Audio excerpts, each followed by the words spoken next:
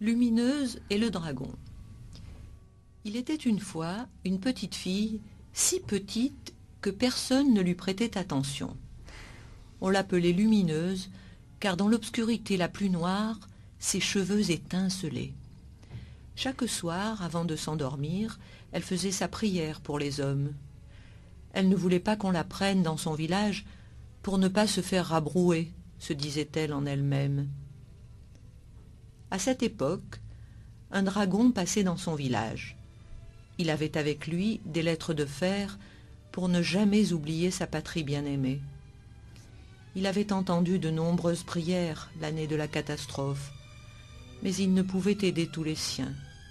La résistance était vaine, mais ne s'éteignait pas, et avec bec et ongles, il sauvait tout ce qu'il pouvait. Quand les bêtes l'attrapèrent, elles ne réussirent pas à le tuer, car il n'avait pas encore vécu ses 1000 ans. Et ainsi, un jour, avec le soleil, il s'évada. Cette nuit-là, il entendit la prière de la petite Lumineuse. Il avait vu beaucoup de monde, mais personne ne priait pour les autres. Alors il décida d'aller la voir dans son village. C'était facile, car elle illuminait l'obscurité. Elle le regardait mais ne le voyait pas. Le dragon avait la couleur de l'invisible depuis qu'il avait quitté sa patrie. Elle le sentait et elle cria « Qui est là ? Celui qui a entendu ta prière. Vous êtes un saint ? Dans ma patrie, les saints sont venus ensuite. Pourquoi je ne vous vois pas ? Car il n'y a pas de raison. À quoi vous ressemblez ? À quoi veux-tu que je ressemble ? À un dragon. À un dragon ? C'est pour faire peur aux gens qui veulent faire du mal aux hommes. Tu ne veux pas que je ressemble à un homme ? Non. Mais pourquoi ? Comment vas-tu nous protéger sinon ? Tu as raison. Tu seras mon monstre. Comme on dit, mon homme. Exactement. Très bien, Lumineuse. Comment savez-vous mon nom ? Je ne le sais pas. Je le vois. Vous êtes bizarre. C'est gênant ? Non, c'est mieux ainsi. Comme ça, personne d'autre ne vous voudra. Je serai ici pour toi. Pourquoi tu transportes ces lettres de fer ? Le dragon commença à lui raconter ses aventures, et la petite Lumineuse s'endormit. Elle était heureuse pour la première fois. Le dragon demeura debout près d'elle. Plus personne ne lui ferait du tort à présent. Il avait lui aussi, enfin, une lumière dans la nuit. La petite Lumineuse était seulement la bougie allumée d'un peuple inexistant qui attendait la prochaine histoire pour que le monde s'éveille. Les lettres de fer que tenait le dragon de Lumineuse l'écriraient.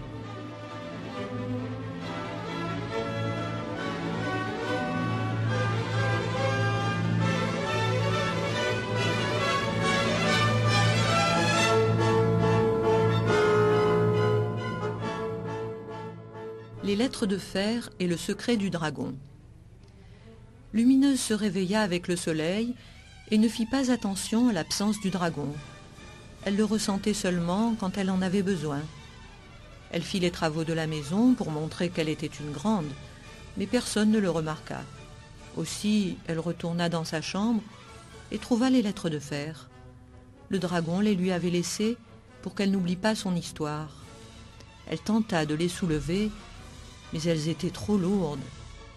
Le dragon disait qu'elles avaient le poids de la mémoire. Elle tenta de lire ce qui y était écrit, mais ne le put pas. Elles étaient étranges comme le dragon. Alors elle se souvint de lui et l'appela. « Dragon, Oui, Lumineuse, où étais-tu ? à côté de toi, Mais je ne te sentais pas. parce que tu n'avais pas besoin de moi. Quand nous n'avons pas besoin des autres, nous ne les sentons pas ? C'est ce qu'ils disent. Qui ? Les hommes ? Non, les autres. Et les lettres, que disent-elles ? Le secret. Quel secret ? Le dragon ne répondit pas. Il prit les lettres de fer et commença à écrire.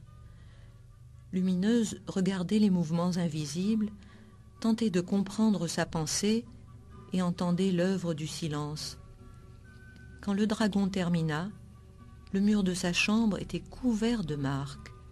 C'étaient les traces de l'histoire, le secret du dragon. Et comment vais-je les lire? Avec les doigts. Avec les doigts. Mais comment est-ce possible? L'essentiel est invisible pour les yeux. Lumineuse mit ses mains sur le mur.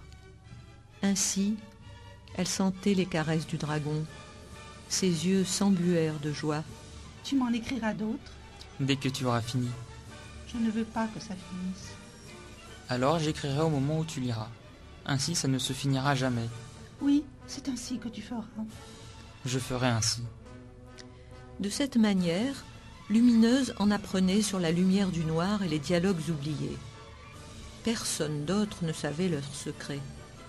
Même quand il fallait éteindre la lumière, le soir, Lumineuse pouvait lire l'étrange écriture. Chaque jour, Lumineuse lisait de plus en plus. Elle voulait savoir les choses oubliées, elle voulait savoir les choses du futur. Les 1000 ans du dragon avaient mis en mémoire le monde des hommes. Et Lumineuse savait qu'elle n'était plus seule désormais. Dans le passé, il y avait eu d'autres petites dans la solitude, et il y en aurait d'autres dans le futur. Seulement maintenant, il y avait le dragon. Elle le regarda à nouveau dans l'obscurité, au moment où il écrivait pour elle. À présent, elle le voyait, car elle savait son secret. Elle lui toucha pour la première fois la main qui levait les lettres de fer et commença à écrire avec le dragon de sa vie.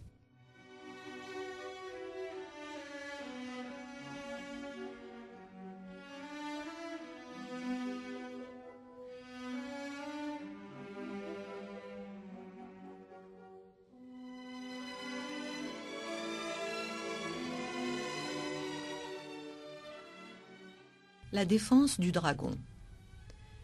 L'obscurité était retombée sur le village de Lumineuse. La demi-lune était différente cependant. Quelques ombres cherchaient des enfants. Elle voulait éteindre la mémoire du futur pour que plus personne n'écoute grand-père, grand-mère. Elles emportaient les enfants. Elles avaient fait la même chose dans le pays du dragon, mais cette fois il était prêt. Il prit Lumineuse dans ses bras sans la réveiller et la mit sur ses épaules. Il regarda en face les ombres avec sa lumière. Dès qu'elles le virent, elles prirent peur et se rassemblèrent. Elles laissèrent les enfants qu'elles avaient pris pour affronter ensemble le dragon de la lumière. Toutes les ombres en devinrent une seule immense, mais le dragon demeura immobile. Elle commença à l'encercler et il sentit son poids sur lui. Mais dès qu'elle tenta d'attraper Lumineuse, le dragon s'envola au-dessus de l'ombre. Celle-ci perdit la tête car elle ne pouvait se soulever pour le frapper. Elle rampait par terre. Alors le dragon se jeta sur elle à la vitesse de la lumière et l'ombre se perdit. À cet instant, Lumineuse se réveilla. Où sommes-nous? Dans ton rêve, Pourquoi? car tu as pensé à moi. Je devais avoir besoin de toi alors. Il n'y a pas de raison. Il y avait aussi une ombre. Oui, mais elle est partie maintenant. C'est toi qui l'as éloignée. La lumière. Et les enfants? Les enfants dorment dans leur maison à présent. J'ai sommeil, moi aussi. Je vais t'amener à la maison alors. Tu vas me mettre sur tes épaules? Non, cela c'est uniquement pour les rêves. Je te tiendrai par la main. Comme grand-père? Oui, comme grand-père. D'accord alors. Tu me raconteras une histoire, toi aussi? Pourquoi? C'est ainsi que fait grand-père quand on marche. D'accord. Ainsi, ils avancèrent, le dragon et Lumineuse dans l'obscurité. Le dragon raconta l'histoire de la mère de Pierre. Lumineuse l'interrompait pour lui demander des explications. Et ainsi, elle en apprit à propos des enfants qui aiment la mer. Elle tenta de l'imaginer, mais c'était difficile. Son village était dans les montagnes et elle ne l'avait jamais vu. Quand ils arrivèrent dans sa chambre... Tu m'amèneras, moi aussi, à la mer? Maintenant, Non, je veux d'abord en rêver. tu dois d'abord dormir. Tu resteras auprès de moi? Toujours. Tu viendras, toi aussi, dans mon rêve? Seulement si tu as besoin de moi. J'ai besoin de toi. Alors tu rêveras de moi près de la mer. C'est ce que je veux. C'est ce qui se passera. Ainsi s'endormit Lumineuse avec l'invisible et le bleu.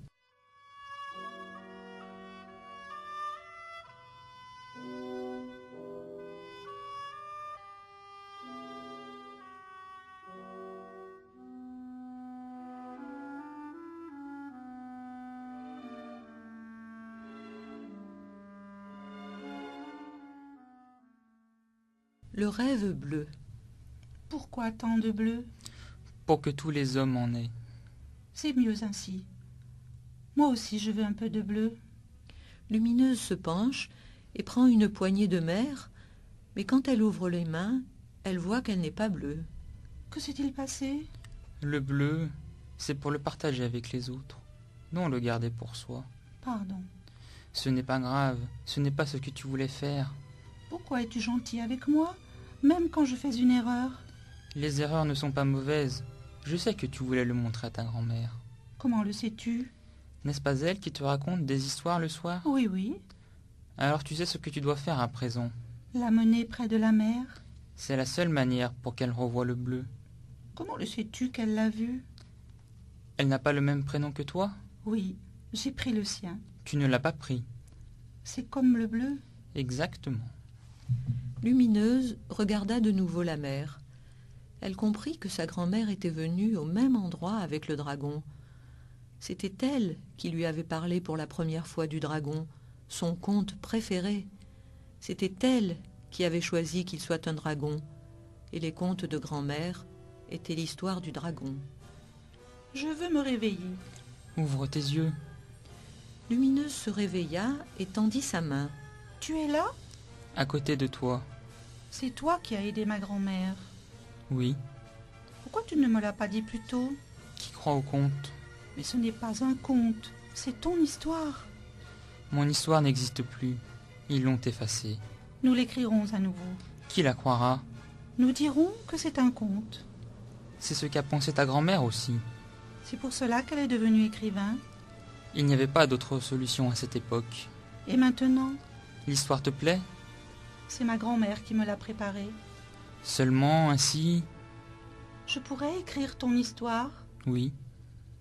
Comment as-tu supporté autant d'années sans histoire? Je t'attendais dans le mythe. C'est vrai? Je suis la mémoire du futur. Je suis le futur de la mémoire.